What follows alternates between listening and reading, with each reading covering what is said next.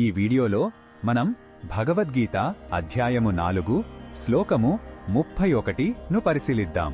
ఈ అధ్యాయంలో శ్రీకృష్ణుడు అర్జునుడికి జ్ఞానం, కర్మ మరియు త్యాగం యొక్క ప్రాముఖ్యతను వివరిస్తున్నాడు.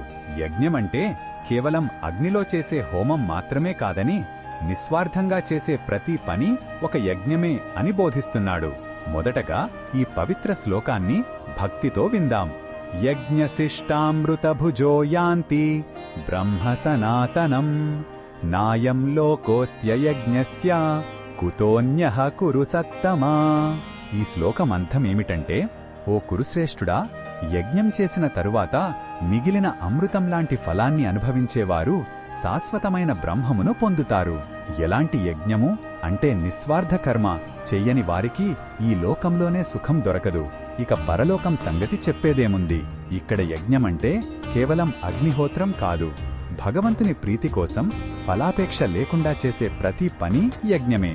ఆ పని చేయడం ద్వారా కలిగే సంతృప్తి, జ్ఞానమే అమృతం. ఈ శ్లోకంలో ఉన్న భావం మనకు ఏమి చెప్తుందంటే, జీవితం కేవలం స్వార్థం కోసం కాదు, త్యాగం కోసం అని ఈ శ్లోకం స్పష్టం చేస్తుంది.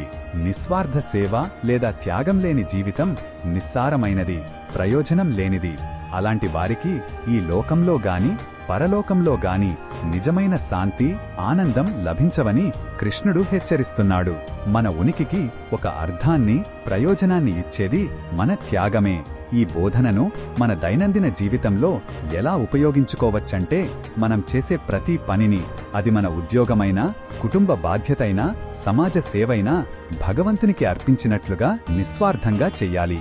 ఫలం ఆశించకుండా మన కర్తవ్యాన్ని శ్రద్ధతో నిర్వర్తించడమే గొప్ప యజ్ఞం. ఈ భావనతో జీవిస్తే మన జీవితం ప్రశాంతంగా, అర్థవంతంగా మారుతుంది.